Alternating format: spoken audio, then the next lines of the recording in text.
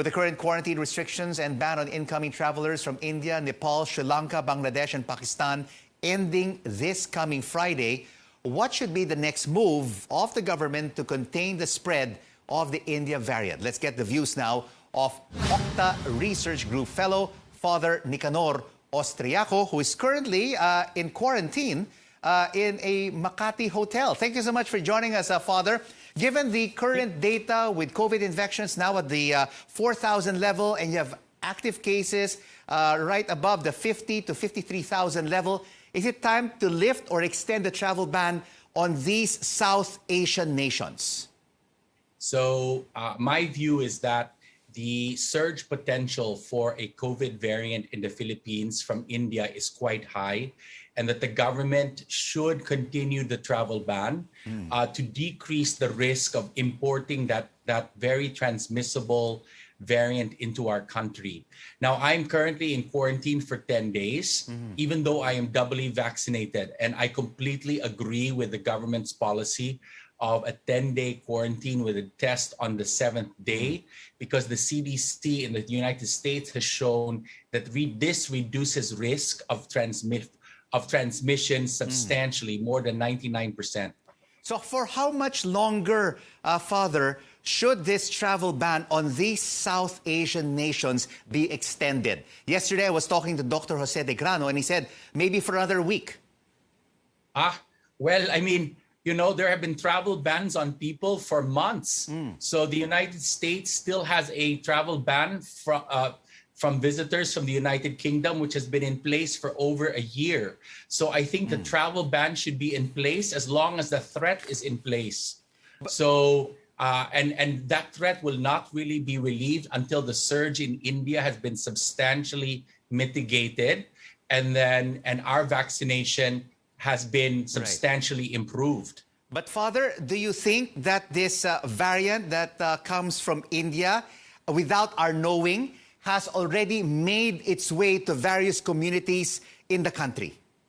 So the two cases that you described at the introduction entered the Philippines in the middle of an ECQ.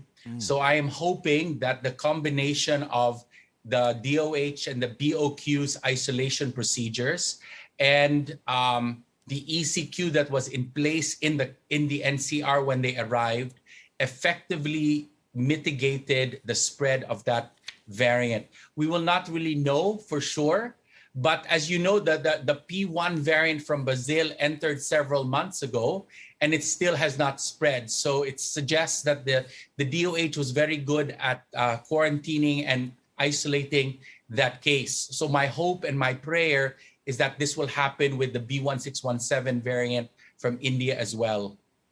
So looking at OCTA's assumptions right now, Father, what are potentially the numbers of infections and active cases when MECQ ends in NCR Plus on Friday? So because of the rapidly changing conditions, we are not really making immediate forecasts. What we do say is that the substantial decrease in cases has been stable. The R for the NCR is below 0.8, which is wonderful. We continue to decongest our hospitals, even though ICU rates still remain quite high and critically high, but we expect these to continue to drop over the next few weeks. Again, this is a week per week pandemic management strategy. We just have to be really sure that our contact tracing capacity, our isolation and quarantine facilities, which were ramped up by the national government and by the LGUs during the second surge, are brought to full capacity to make sure we do not enter another surge condition later this summer.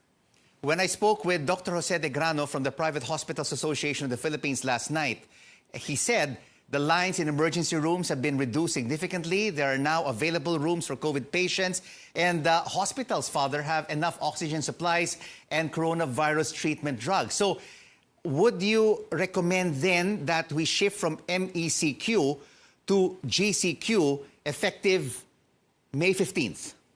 I'm not as worried about the designation because I am in support, and I think OCTA is in support of gradual relaxing of the restrictions. We will leave the letter designations to the national government, because if you look at the mobility data from the Philippines, the NCR is effectively in GCQ at this time, because the mobility of the Filipino people in the capital is comparable to their mobility in November and October and November of last year. And so since we were in GCQ in October and November last year, even though this current lockdown is been called an MECQ, in effect, it is already a GCQ.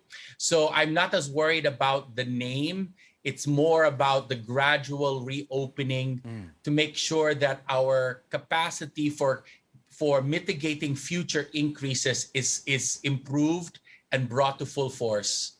Thank you so much for joining us on The Final Word, Father Nick Austriaco, fellow from the OCTA Research Group.